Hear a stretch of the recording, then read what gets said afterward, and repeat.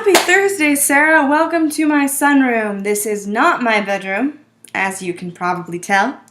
I was going to do it in my bedroom, but then I realized I had paint all over me, so I was like, maybe not. So for today's video, it comes from an inspiration from a conversation I was having earlier today. So I was sitting in class, and a bunch of my friends were like, we were just talking about our first impressions, the day we first met all these people.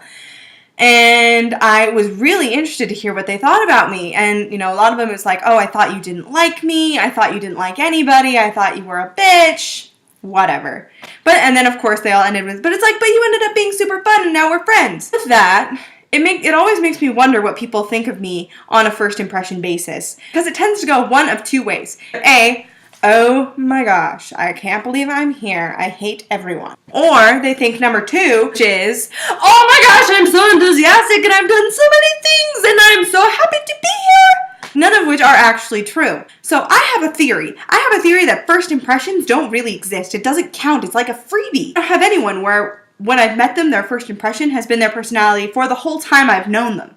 Granted, people are allowed to change and stuff over the years, but still, lots of times first impressions come off as people are really quiet or really shy or don't like to talk, or they come off as like super hyperactive and really clingy when they're not actually either one.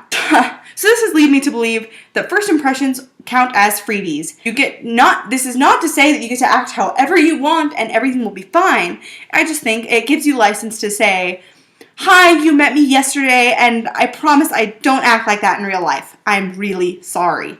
Because that happens. And guys, I know they say you never get a second chance to make a first impression, but you also always get another chance to reinvent yourself when you introduce yourself to people.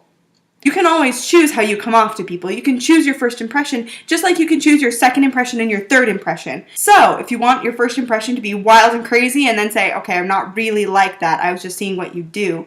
Or if you want to hang back for your first impression and then wait and meet people later, that works too. It's all up to you of how you come off, and that doesn't change. Impression happens that first time you see that person, whether it's the first time ever, the first time that day, that first day in class, whatever, it's the first time you meet that person, which means your first impression can constantly be changing. Your first impression the first time you meet, it could be very different than the first impression you give one day you're having a really sucky day. All this to say, you have more than one first impression for every person that you meet, except maybe the people you never meet again, but that's beside the point. Bottom line, first impressions happen a lot more than you think. Don't feel forced or judged to come off with one impression when you know it's going to change the next day. Kind of go with the flow, see how you're feeling, and roll from there. Too stressed about coming off as too weird or too crazy when you know that you can also give off a different impression tomorrow. That's the thing about humans. We change. We do that a lot. Anyway, thanks so much for watching this week. Happy birthday to my friend Stevie, whose birthday is tomorrow. Woo! And Sarah, I will see you next Thursday. Woohoo!